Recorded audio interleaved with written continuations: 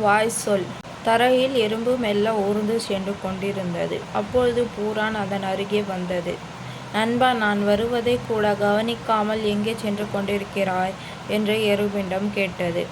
எறும்பு, பூரான் நண்பா, உன்னை கவனித்து கொண்டிருந்தால் என் கடமையை நான் சரிவரச் செய்ய முடியாதே என்று ஊர்ந்து கொண்டே சொன்னது. அப்படி என்ன முக்கியமான கடமை என்று பூரான் கேட்டது.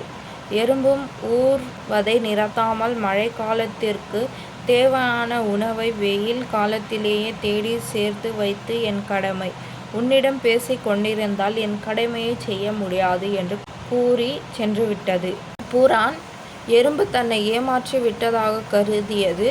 எறும்பை மட்டம் தட்டியே தீர வேண்டும் என்று நினைத்து கொண்டது. அடுத்த நாள் எறும்பு வரும் வழியில் நின்று அதை வழிமறித்தது. எறும்பே, கடமையை சரிவர செய்வதால் மட்டும் நீ வல்லவனாக முடியாது. உன்னால் என்னைப் போல் வேகமாக ஊர்ந்து வர முடியுமா? அப்படி வந்தால் நீ என்னை விட வல்லவன் என்று ஒத்துக்கொள்கின்றேன் என்று கேட்டது. அதற்கு எறும்பு, வீண் பேச்சு வேண்டாமே, நான் என் கடமையை செய்யவிடேன் என்று பணிவாக கேட்டது. பூரான் தப்பித்து ஓட பார்க்காதே என்று கேலி செய்தது.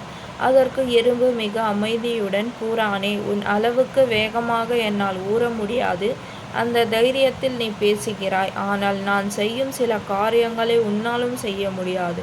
அதனால் யார் வலியவன் என்ற பரீட்சையெல்லாம் வேண்டாம் என்று திரும்பவும் கூறியது.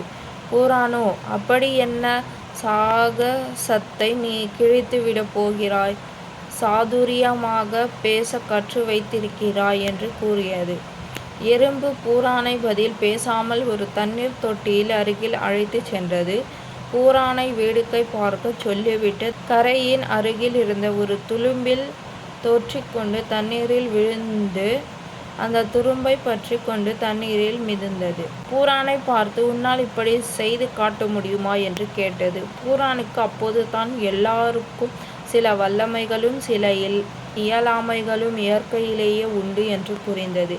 எறும்பிடம் மன்னிப்பு கேட்டது. அன்றிலிருந்து பூரான் எறும்பின் கருத்துக்களை மதித்து நடந்து அதற்கு சிறந்த நண்பனாக திகழ்ந்து வந்தது.